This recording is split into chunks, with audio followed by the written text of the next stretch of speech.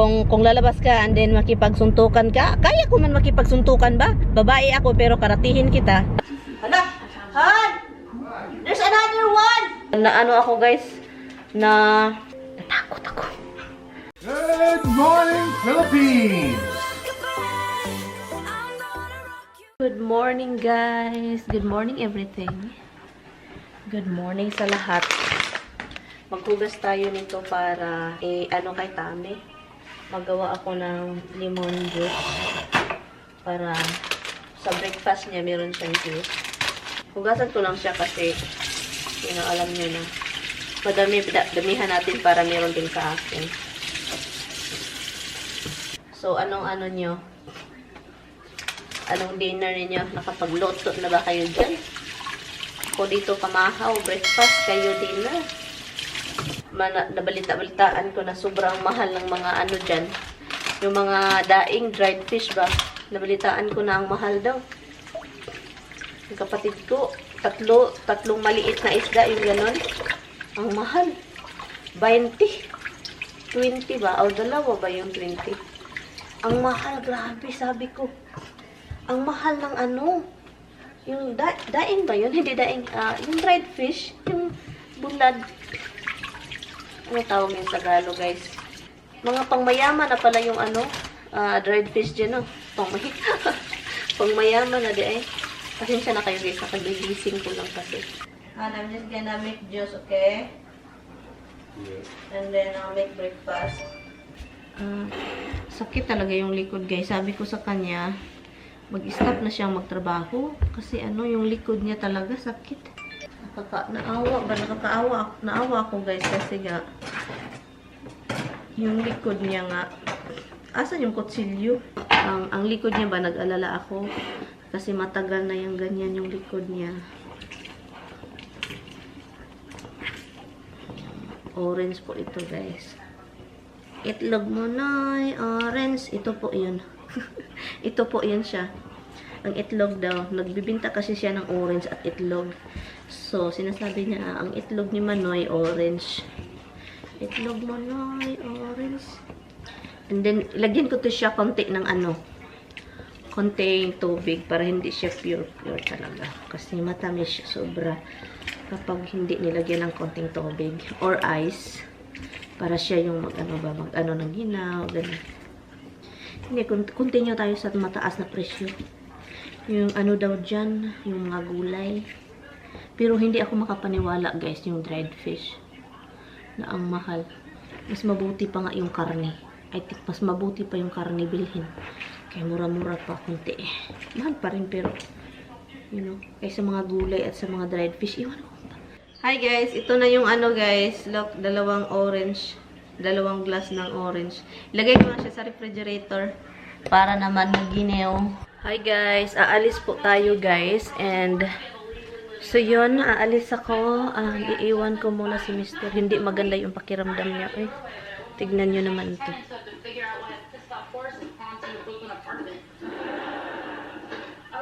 He's not feeling okay all the time. Did you take something, Han? Can you take something, please? Can you take a leave? Sabi pa ni Tami, bakit daw ako magpakat? Na okay naman daw yung buhok ko. Ang sa gilid lang naman kasi ang hindi okay, guys. Hindi ito ba? Gusto kong dito, yun. Hi, guys! So, take the next right. Let's go. Iniwan ko muna si Tami. May kausap siya kasi So sabi ko alis na ako kasi para maaga ako makauwi. Kasi may ano pa, lakad kami kasi parang I think pupunta siya sa ano, sabi niya maghintay daw siya. I think pupunta siya sa haircut kasi ang taas-taas na rin yung buhok niya. Saka gusto niyang, sabi ko, sama ka na lang sa akin kasi I think alam naman itong kabayan natin na mag-cut ng buhok ng lalaki. I think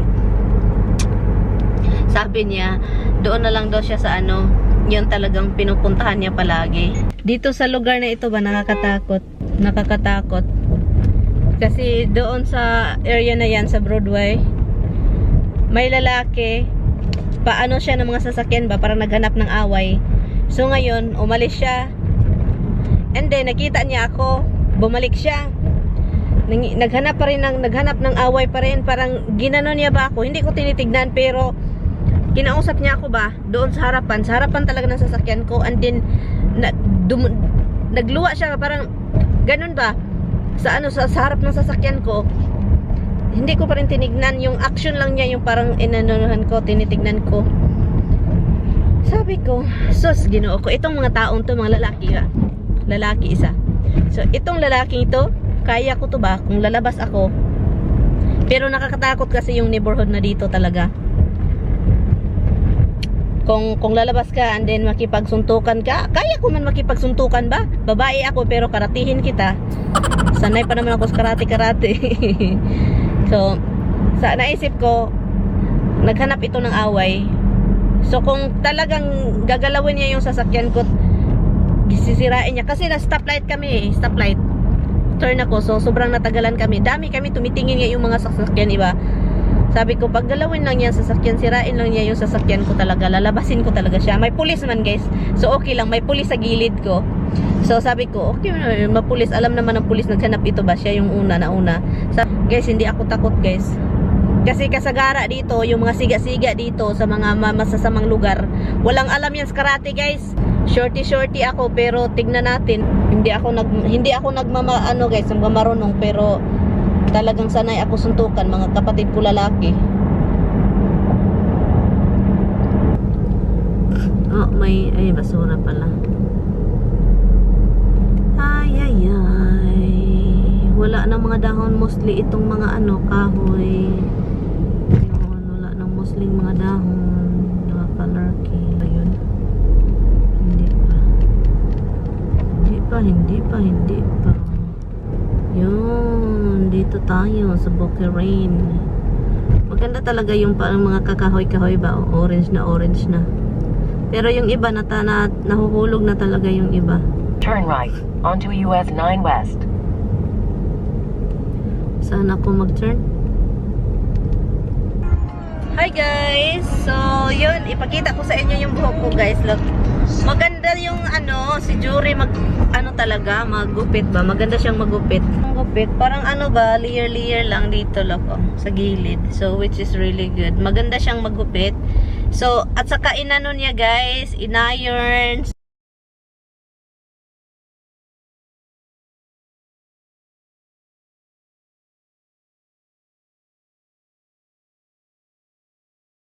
So, okay guys, this is very fast guys. Look at this. The pork, the fried rice, and the vegetables. So, here you come, Han. Honey, it's nice, honey love. Come on, baby. Han. This is for Tamimoy. Sabi pa ni Tami, hindi daw siya kakain ito. Kasi daw, gutom daw ako. Akala talaga niya malakas. Alam talaga niya guys na malakas akong kumain. Alam talaga niya na malakas akong kumain. Kaya gano'n. Ha? Fire stick, the microphone? Yeah. Oh, you want some? Thank you. You have water? I'll get some. Yeah, Huh? This is almost done, honey. there's another one up there that's hotter. Oh, no, don't do the hotter one. This is supposedly for chicken only, but Tammy put it in the rice.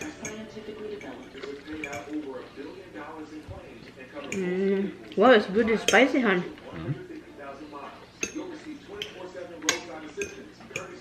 There's a little bite, a little flavor. Yung mister ko guys, he is, kasi gusto kong mag-karaoke using YouTube. Inayos lang niya, nilagyan niya ng wire para magamit ko yung Fire Stick, Amazon Fire Stick. Feed the wire back, and the cat's up there. He's like, "Hey, yeah, grab this." The cat grabs it. The wire like feeds it from underneath. The cat grabs it and holds it for him. Oh, really? Yeah. Oh, the cat. No, that cat just like the wires, period. No, that's my future. Didn't play with it, nothing. Just held it until we grabbed it from him. Oh, really? Nakatulog po ako sa opisina. Sabi ko matulog muna ako so nakatulog. So, good morning, good afternoon. Magluto tayo ng bacon with this. So, hindi ko ito lutuin lahat para lang sa Brussels sprout lang. So, katulog talaga ako. Sabi ko matulog nga ako eh. Hi, little boy! So, hi guys. So, marami po sa inyo ang parang nahihirapan ba na marami po sa inyo nahihirapan na yung asawa ninyo, yung partner ninyo pakainin ng Brussels sprout or ayaw ninyo kasi pangit. I mean, so magluto muna kayo ng bacon. Yan. Ikakat ninyo ito, oh. Ganun, honey to half ba? Yung Brussels sprout, ikat lang ninyo ng half. So, yan, hugasan lang, ganun. Yan. Pagkatapos yan, mag-boil kayo ng tubig. Mag-boil kayo ng tubig, guys, and then, 10 seconds. Pag-boil na ito ng malakas, 10 seconds lang. O, 10, hindi, ano ko sa inyo, yung parang sakto lang siya, hindi siya masyadong luto. Yung Brussels sprout.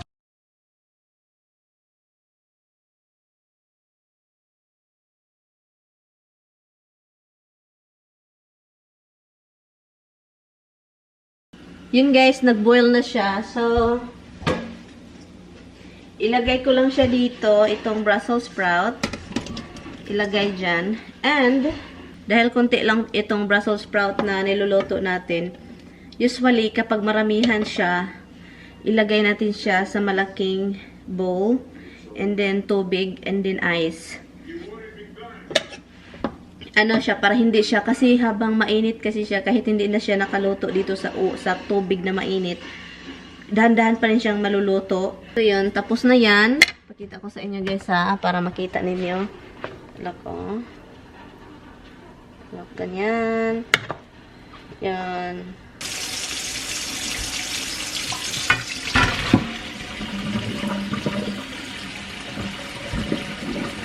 Maginaw na tubig ang ilagay para and then pabayaan natin siya. At saka guys, kung lulutuin ninyo ito na maramihan, hindi niyo siya lulutuin lahat sa garlic at saka sa bacon kasi po magtubig siya. So kailangan talaga siya naka-drain. Yung wala na siya talagang tubig ba?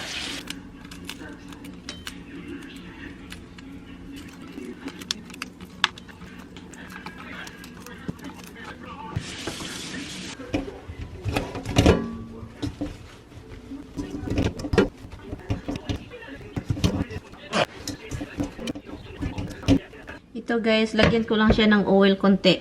Hindi ko hinugasan yung sa bacon, pero kinuha ko yung oil. So, pero may kaunting oil pa din siya. Hindi ko siya talagang wino-wipe. And then, kuha tayo ng konti. Konti lang kasi maglagay tayo ng bacon ba? Yan. Konti lang. Ilagay natin si garlic. Garlic guys. Simple lang naman ito, pero process talaga guys, yung ikat mo, yung luto ka ng bacon, cut ka ng garlic, and then ikat mo siya ng half. Kailangan lang talaga ng time, pasensya, and also yung yung pagdadry ng Brussels sprout, kailangan talaga siyang, hindi man siya i-dry, parang kunan lang siya konti ng water, yung mga tubig, kasi siya talagang papangit yung pagkaluto kapag yung gulay, lalo na pag marami siya, mas lalo siyang magtubig. So, yung magluluto ako pag mag-party, siya, pag marami, hinihiwalay-hiwalay ko ito isa lutuan. Yan, process na siya, pero worth it talaga guys. Masarap talaga. Ang gagawin po ninyo is, pwede naman hindi niyo siya ganituhin. Pwede i-diretso na ninyo siya. Ganon. Asin, paminta,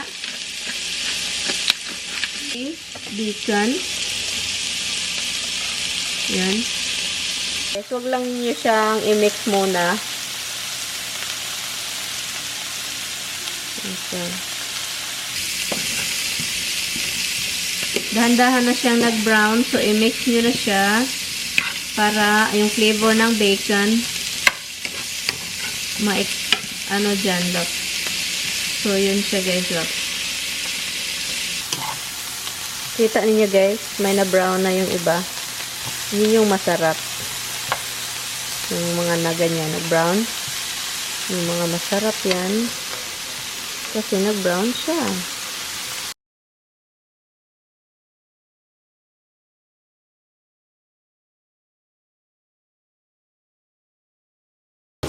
So guys, I boiled pasta for Tami and nilagyan ko ng oil, garlic, and then we still have chisan for this. Ito na guys, dinner ng asawa natin. Pasta. Ano lang ito siya, uli aloy, how you call this thing, han? Spaghetti. Ha? Spaghetti. Spaghetti, how you... Ayoya. Ha? Ayoya. Ayoya. He showered guys. Malinis yan guys, pero balik-balik yung damit. Anyway, so this is it. And that's the thing. Masarap po ito guys. Tikman natin ha. This is how you make Brussels sprout. I-mix. Anuhin ko lang ito guys. Kainin ko lang. Tapusin namin yung ground black pepper para itapo na.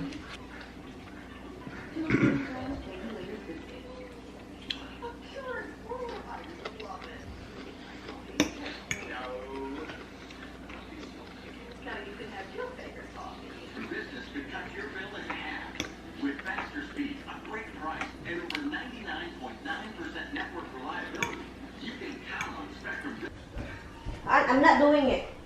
You're gonna get it. I'm nervous now. We have to buy a new color, honey. Hi, mistake. Rocks, go. Stop. Don't twist it like that. You know where we go.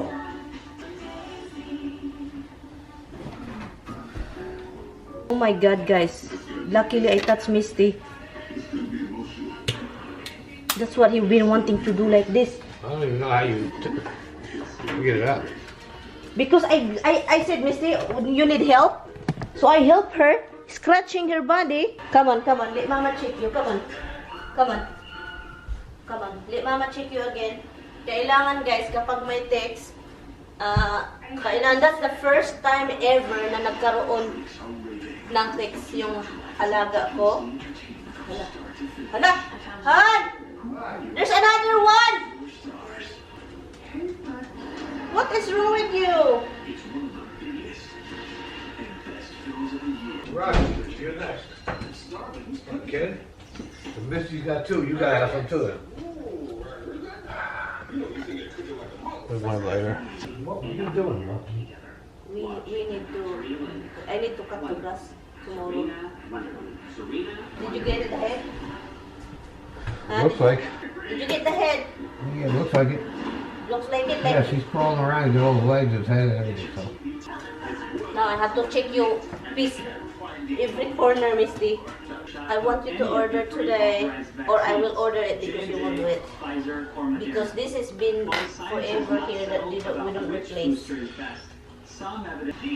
done, Misty. I know you. That's what you've been itching. Oh, I knew you feel that bite. Oh, you did. No, don't go out yet, Tommy. I'm gonna go front. Oh my God, Roxy, can you stay here? Stay. I'm not cutting anything. I'm just checking. What is that? Stop.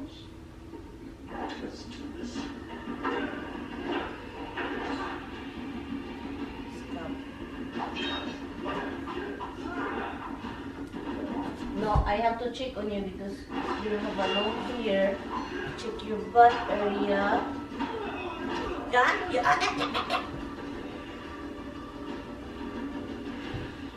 Sometimes, hon, I think if she got something in her leg, I think she bite it because she always. Because if it's in the leg, she can take it, and that's what worries me. If she eat the butt thing, that means it will. She get Lyme disease. And the one that you got, That's not how you want to eat. You want to eat when you pull off the head stays inside you. and she ate it too. If she eat it, that means yes. And that one that you got, honey, it's a tick. It's a deer tick. Yeah, Rock. Ay nako.